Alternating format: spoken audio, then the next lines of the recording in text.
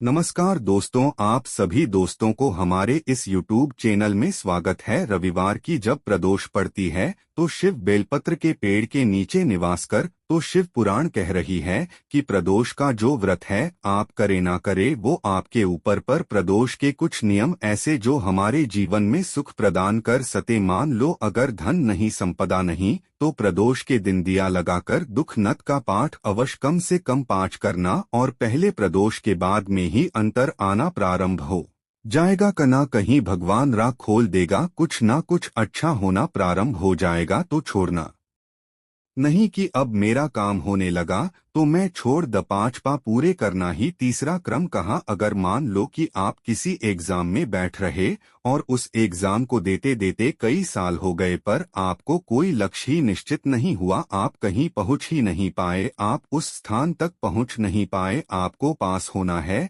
वम किसी भी हालत में निम्न, तो भी प्रदोष का व्रत महाराज ध्यान देना। एक खाकर के पत्ते की पत्तल पर जो पत्ते की पतल आती है, पुराने समय में उस पत्ते की पत्तल पर महाराज 7 बेलपत्र को डंडी मिलाकर रखना है। ये 7 बेलपत्र को डंडी का सीधा सातों का एक जगह पर होना चाहिए। ये जो डंडी है एक ही स्थान पर 7 इंडिया बेलपत्र की होना चाहिए। जिस जगह पर इंडिया रहे उसी स्थान पर नीचे की जलाधारी नहीं बनाना है। आपको केवल एक शिवलिंग का निर्माण करना है, पर यह केवल प्रदोष के दिन करना है। प्रदोष काल के अंतर्गत चाहे थाली में रख लो, थाली में उस पत्तल को रख लेना जिससे ले जाने में दिक्कत ना हो, तो पत्तल पर ही बनेगा। थाली पात्र के अंतर्गत नहीं, मतलब थाली ले लो मना नहीं है, पर पत्तल उसम जरूर रख। और कागज की पत्तल नहीं होना चाहिए। कागज की पत्तल या अन्य जो डिस्पोजल पत्तल चल रही है हमारे मान्य नहीं है। पत्ते की पत्तल, उस पत्ते की पत्तल पर 7 बेलपत्र को इस तरह से डंडी से मिलाकर रख दिया जाए। महाराज उसके ऊपर एक शिवलिंग का निर्माण कर दिया जाए। शिवलिंग का निर्माण कर कर अपनी कामना कर कर प्रदोष काल के अंतर्गत 7 काली मिर्ची, 7 लो, 7 कमल गट, 7 शमी पत्र शंकर भगवान को समर्पित कर 2 जल का चीटा देकर पूजन कर कर और घी का दिया लगाकर कुछ देर बैठकर श्री शिवाय नमस्तुभ्यम का जाप करिए। एक कमलगट्टा, एक लौंग, एक काली मिर्ची, एक शमी पत्र उसमें से उठा लीजिए। अपनी कामना कर कर जब विसर्जन करने जाए तो एक बेलपत्र को भी उठाकर अपने पास में रख ले। एग्जाम देने के लिए जाए तो अपने कमरे के परीक्षण जिसमें आप पढ़ाई करते थे उसी रूम में उससे कटोरी में खुला छोड़कर जाए। माता को कह कर जाए कि हम ये रख कर जा रहे हैं, और आज से ही एग्जाम देने जाए तो उसको स्पर्श कर कर जाए। वापस आए तो स्पर्श करें। ऐसी कोई परीक्षा नहीं हो सकती जिसमें से तुम निकल नहीं सकते। उन होगे ही हार चुके हो तो एक प्रयास करिएगा, पर करना प्रदोष के दिन ही है। 2 बार पशुपति कर लिए, आपने यह कर लिया, आपने प्रदोष कर लिया, आपने सोमवार कर लिया, आपने सारे अनुष्ठान कर लिए, बहुत सारे उपाय भी करे तो शुक्रवार के दिन अगर शंकर के मंदिर में जल चढ़ाया जाए तो नारी का अखंड सौभाग्य होता है। शुक्रवार के दिन बल के वृक्ष के नीचे बैठकर घृत का दिया लगाकर शरीर में जो रोग है उसका स्मरण कर कर कल करके देखना। जो बच्चा चिड़चिड़ा हो, बहुत गुस्सा कर रहा हो, बहुत गुस्सा, जो बहू चिड़चिड़ी हो, जो सास चिड़चिड़ी हो, भाई बंधु कुटुंब कोई चिड़चिड़ा हो, बहुत क्लेश घर में हो रहा हो, एक कटोरी में पानी लो, तुम रुका जी का नाम लो, शिव जी का नाम लेकर, तुम रुका जी का नाम लेकर थोड़ा सा पानी का आचमन करा दो। 10 मिनट मिनट में एकदम चुप ही नहीं सकती। गु लक्ष्मी सबसे ज्यादा प्रसन्न कौन से दिन होती है? जम के बोलिए जरा। शुक्रवार। तो शुक्रवार को लक्ष्मी सबसे ज्यादा प्रसन्न क्यों होती है? शिव महापुराण, यहाँ तक विष्णु पुराण कहती है, स्कंद पुराण वर्णन करती है, कार्तिक खंड वर्णन करता है कि तुलसी का प्यारा गोल है, चौकोर है, डकार का है। उसका भी प्रमाण हमारे शास्त्र में लिखा हुआ है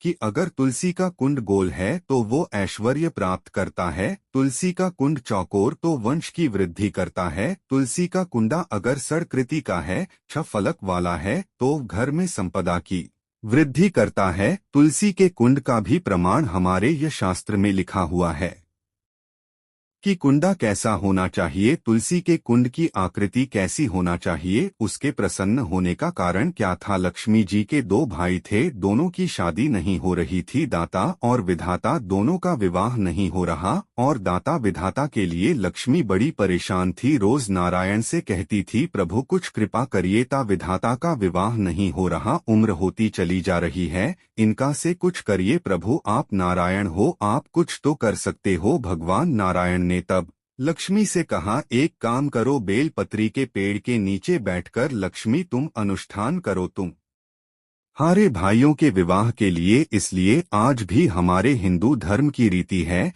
कि बेलपत्री के पेड़ के नीचे शाम के समय लक्ष्मी का वासा होता है।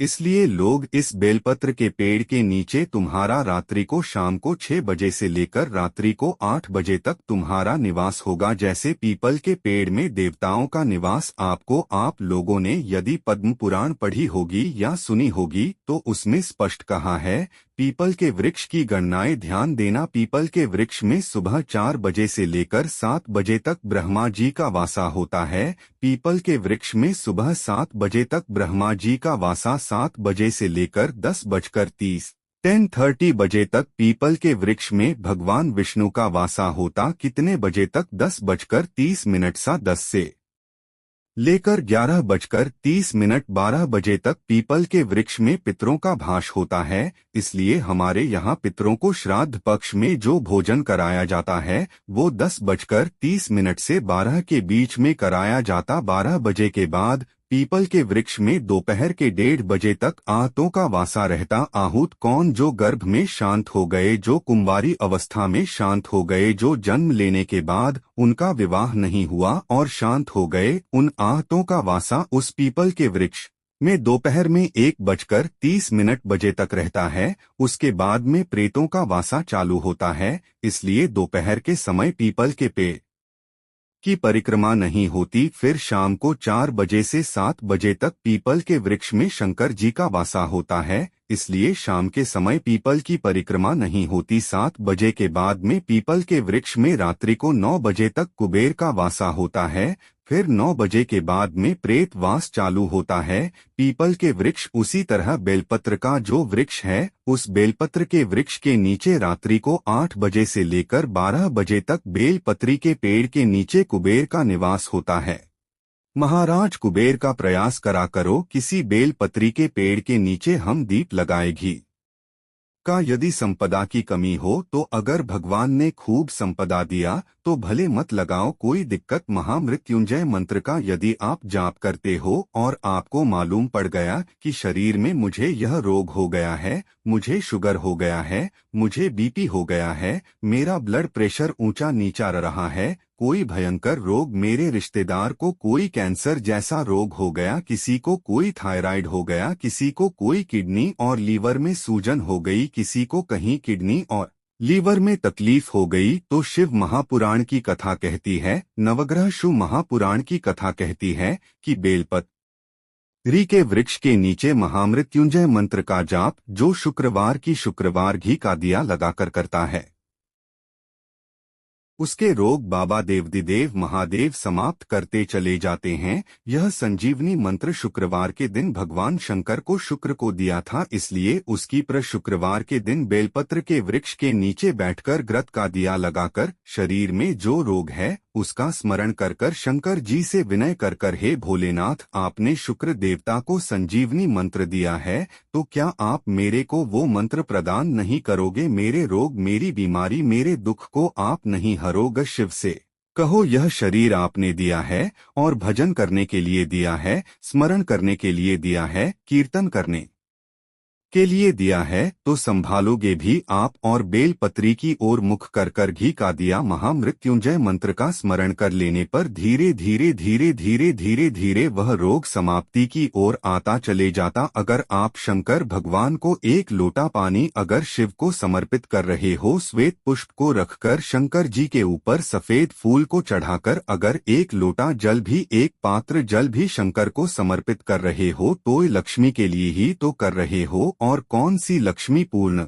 लक्ष्मी पूर्ण आपको पहले भी कथा में कहा। एक बार भगवान विष्णु के सामने लक्ष्मी मैया ने बहुत तेज स्वर में कह दिया था, नारायण, दुनिया के लोग आपका नाम जपते हैं, दुनिया के लोग नारायण नारायण कहते हैं, दुनिया के लोग आपका भजन करते हैं, पर सत्य मायने में कहूँ ना तो मेरे बिना दुनिया के लोगों की नहीं चल सकती, मेरे बिना दुनिया नहीं चल सकती, संसार मेरे बिना नहीं चल सकता। भगवान विष्णु ने कहा, ये तो गलत है लक्ष्मी, आपका कहना। एक दिन लक्ष्मी को अहंकार आ गया। अहंकार के संबोधन जब माता लक्ष्मी कहने लगी तो भगवान उसी समय पर भगवान विष्णु को क्रोध आ गया और भगवान विष्णु ने कह दिया, लक्ष्मी तू इतनी बड़ी बड़ी बात कहती है, तेरे बिना नहीं दे सकती संसार। मैं तुझे कहता हूँ लक्ष्मी त अपूर्ण है, तू अपूर्ण है तो पूर्ण कब हो। संगीत गई तेरी पूर्णता कहाँ हो। लक्ष्मी की आंख से आंसू बहने लगे। आज आपने मुझे अपूर्ण कहा, आपको मालूम है आप मुझे अपूर्ण कर रहे हो, आपको यह ज्ञात हो रहा है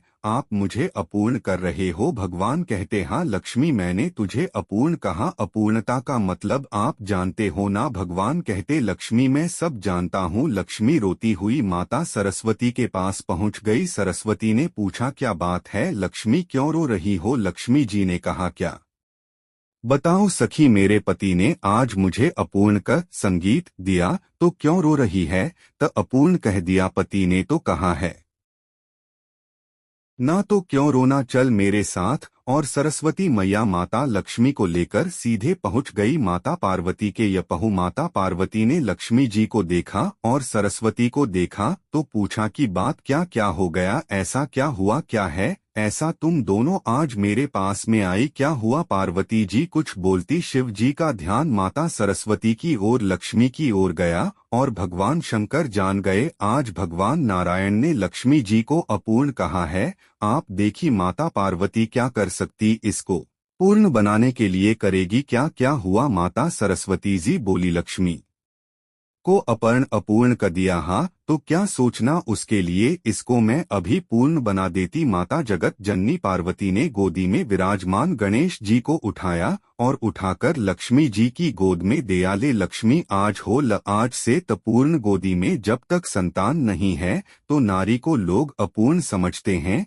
माता पार्वती जी ने संपूर्ण मांड में एक सिद्धता प्रदान कर दी कि अपने गोदी के लाल को, अपने गोदी के पुत्र को माता ने लक्ष्मी की गोद में देकर लक्ष्मी को पूर्ण। शिव महापुराण यहाँ तक विष्णु पुराण कथी है, स्कंद पुराण वर्णन करती है, कार्तिक खंड वर्णन करता है कि तुलसी का प्यारा गोल है, चौकोर है, डकार का है। उसका भी प्रमाण हमारे शास्त्र में लिखा हुआ है कि अगर तुलसी का कुंड गोल है तो वो ऐश्वर्य प्राप्त करता है, तुलसी का कुंड चौकोर है तो वंश की करता है, तुलसी का कुंडा अगर षडकृति का है, 6 फलक वाला है तो वो घर में संपदा की वृद्धि करता है। तुलसी के कुंड का भी प्रमाण हमारे यहाँ शास्त्र में लिखा हुआ है कि कुंडा कैसा होना चाहिए, तुलसी के कुंड की आकृति कैसी होना चाहिए, तुलसी का कुंड होना कैसा चाहिए, उसका भी प्रमाण हमारे यह स्कंद पुराण में लिखा हुआ है।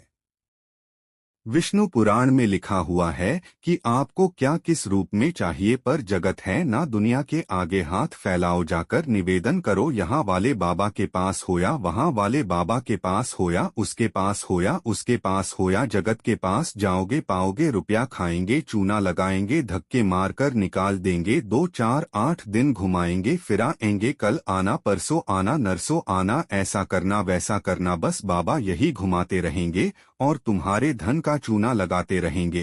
पर निवेदन है इनसे बचकर शिव की शरण में जाकर भगवान शास्त्र में जो लिखा है उसके अनुसार हम यो ना कर्म करें जिसका फल हम पा जाएं। हम क्यों ना ऐसा कर्म करें जिसके फल को हम पा सके, हम क्यों भ्रमित हुए हैं। हमारे यहाँ तुलसी के कुंड का भी निम्न विधान है, गोल कुंडा है, ऐश्वर्य चौकोर कुंडा है। आप लोग कई बार देखे होंगे किसी किसी किया चौकोर तुलसी का परा होता है, कुंडा होता है, वो वंश बढ़ता है, सड़ा आकृति का है, वो धन देता है, संपदा दोष हमारा है। हम तुलसी के कुंडे के नीचे शंकर जी को रख देते हैं, क्यों, यही तुलसी जी को पानी चढ़ाएंगे, यही शंकर जी को चढ़ा देंगे। दोष तुलसी के कुंड के नीचे हम सर्प देव को रख देते हैं, नाग देवता रख देते हैं, पानी चढ़ाएंगे, पात्री रख देते हैं। नहीं, इसका दोष हम सबको स्वयं अगर गलती करते हैं तो वह को कैसा कुंड हो। 7 तरह के कुंडों का व्याख्यान तुलसी के रूप में कहा गया। पहला ल, दूसरा चौकोर, तीसरा षड आकृति, चौथा त्रिवेणी। 3 कोने वाला कुंडा शास्त्र कहता है जिसके मार्ग घर में टुकड़े हो रहे हो, घर विभाजन की ओर हो रहा हो, तो 3 कोण का कुंडा घर में रखकर पूजा करने पर परिवार एक हो जाता है। 5वां गार्डन में बिना कुंडे का, बिना कुंड का जो तुलसी का पौधा रोपित होता है, बिना कुंड के एक बगीचा जैसा बो दिया जाता है। तुलसी तुलसी उत्पन्न हो जाती है। महाराज वहां पर संपदा तो रहती है पर चिंता बहुत रहती, टेंशन बहुत। क्यों घर के दरवाजे के बाहर इतनी सारी बगीचे में तुलसा कर दी। कोई निकल कर जा रहा था, उसने थक दिया। कोई निकल कर जा रहा था, उसने पानी डाल दिया। कोई स्वान ने, कुत्ते ने, किसी ने गंदगी कर दी, उसका दोष आपको लगेगा। इसलिए कुंड के अंदर तुलसा का वो धन तो देगा जो तुमने बगीचे में तुलसा लगाइए। गार्डन तुलसा का कर, वह धन तो देगा, संपदा भी देगा, पर चिंता को बढ़ देगा। 5 मरा छठा, तुलसी के कुंड को 3 धार पर लटका कर रखना। कई जगह पर आपने देखा होगा तुलसी का जो कुंडा होता है उसको 3 जो तार होते हैं, 3 जो चैन होती है उस पर लटकाया जाता है। महाराज विष्णु पुराण उसका भी व्याख्यान करती है। महाराज वहाँ व्यक्ति के कार्य उन्नति की सीढ़ की ओर बढ़ जाते हैं। जैसे भोजन की थाली लग गई, भोजन तैयार हो गया, बस खाने बैठे हो और थाली खसक गई, समझ लेना कि तुलसी को अधर पर लटका कर रखा है। इसलिए कार्य तो हो रहे हैं, बनने वाले हैं। 4 दिन बाद ये काम होने वाला है, 8 दिन बाद ये काम होने वाला है। लग रहा है कि इसमें इतना फल मिलेगा, लग रहा है इस व्यापार को करेंगे तो इतना फायदा हो जाएगा। सब कुछ करा, लाखों रुपए लगा भी दिया, थाली मालूम पड़े खस अधर लटता है। 7 क्रम है तुलसी के, ये छठा क्रम बताए। तुलसी का 7वां क्रम, तुलसी का 7वां क्रम है।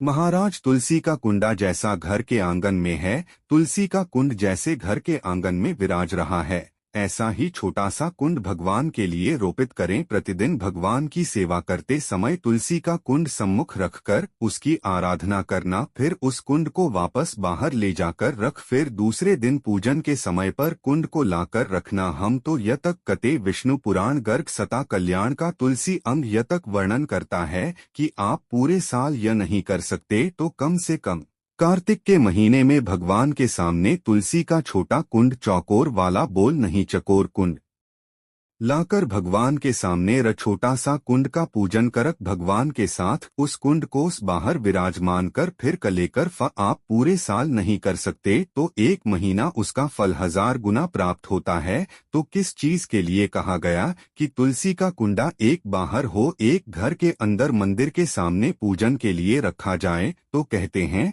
उस घर में वैभव, सत्ता, संपदा, लक्ष्मी, समृद्धि, शांति की कभी कमी नहीं, कभी प्राप्ति, सुख की, आनंद की। 7 तरह के कुंड, 7 तरह के तुलसी के रोप का वर्णन हमारे यह विष्णु पुराण में किया गया। आप किस भाव से कर रहे हैं ये आप महाराज स्त्रियों के, नारियों के जितने भी रोग होते हैं, बीमारियां होती है, रजो धर्म से जुड़ी हुई जो भी तकलीफें होती है, उसका भी व्याख्यान देवी भागवत में स्पष्ट कहा गया। गलर का फूल अर्थात जो देवी जी को, माता जी को जो घंटी वाला फूल चढ़ता है, लाल कलर का गलर का फूल माता के चरणों को छुआ कर तुलसी के पौधे का स्पर्श कराकर जो नारी को रजो से जुड़ी हुई परेशानियां होती है, उसके अंतर्गत वो फूल तुलसी का पौधा दिखाते हुए खिला दिया जाता है, तो 3 दिन में उसको 2 दिन में आराम लग जाता है। 2 या 3 दिन महाराज शास्त्र कह रहा है। आराधना में आप हाथ की माला, कर की माला ना भी रखें तो घट की माला, तुलसी की माला, रुद्राक्ष की माला आपके कंठ में होगी तो 21,600 शवास जो मनुष्य के शरीर से प्रतिदिन निकल रही है, 21,600 शवास जो मानव शरीर से प्रतिदिन निकल रही है, उस शवास के बल पर आपकी घट की जिव्या से वो मंत्र जाप हो जाएगा। उसका पुण्य आपके खाते में, तुम्हारे गले में जो तुलसी की माला हो, तुम्हारे गले में जो रुद्राक्ष की माला हो, उसमें मन के 108 होना चाहिए या 108 से भी ज्यादा होना चाहिए। कम मनके की माला मत पहना, गले में बारीक बारीक मनके की कर लो, छोटे से छोटे मनके की कर लो। 100 से भी ज्यादा हो, 108 से भी ज्यादा। क्यों? क्योंकि गले में अगर तुलसी की माला होगी, गले में रुद्राक्ष की माला होगी, भले तुम्हारे मुख से नाम ना निकले, भले तुम्हारे हाथ में कमाला ना आए, भले तुम भगवान का नाम जपो ना जपो, भले तुम भगवान को भोग लगाओ ना लगाओ, भले तुम तीर्थ जाओ ना जाओ, पर गले में अगर तुलसी की माला या रुद्राक्ष की माला तुम्हारे गले में है तो चिंता मत करना। तुम्हारी श्वास जितनी निकलेगी, 21,600 श्वास जो मनुष्य के शरीर से प्रतिदिन निकल रही है, वो 21,600 श्वास के मनके का फल तुम्हें रोज का प्राप्त हो जाएगा। बस ध्यान रखना, गले में मन का होना जरूरी है, गले में माला होना जरूरी है। भले रुद्राक्ष का एक मन का हो, भले तुलसी का एक मन का हो और गले में हो तो उसका फल मिलेगा, घटेगा नहीं। पद्म पुराण गर्ग सही में भी आप ढूंढेंगे तो मिल जाएगा। गीता प्रेस गोरखपुर की तुलसी अंक निकालेंगे तो उसम मिल जाएगा। 2 वृक्ष ऐसे हैं। तो दोस्तों, आज की वीडियो यही तक समाप्त करते हैं, फिर मिलते हैं नए एपिसोड में। धन्यवाद।